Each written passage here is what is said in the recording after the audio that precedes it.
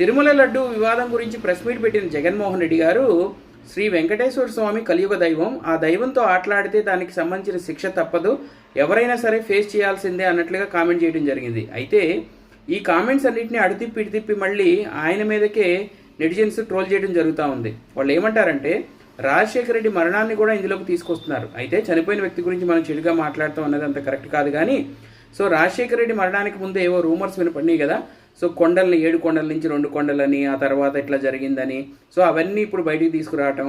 అలాగే జగన్మోహన్ రెడ్డి గారి హయాంలో అంటే 2019-24 మధ్య కాలంలో తిరుమలలో చాలా అక్రమాలు అవకతవకలు జరిగాయి కాబట్టి సో ఆ కలియుగ దైవం వెంకటేశ్వర స్వామి జగన్మోహన్ రెడ్డి గారిని 151 సీట్ల నుంచి 11 సీట్లకే పరిమితం చేశాడని కూడా మళ్ళీ అటు తిరిగి మళ్ళీ జగన్మోహన్ రెడ్డి గారినే ట్రోల్ చేయటం మొదలుపెట్టారు. సో ఒక్కసారి మాట్లాడే ముందు కొంచెం ముందు వెనక ఆలోచించి మాట్లాడితే బాగుంటుంది.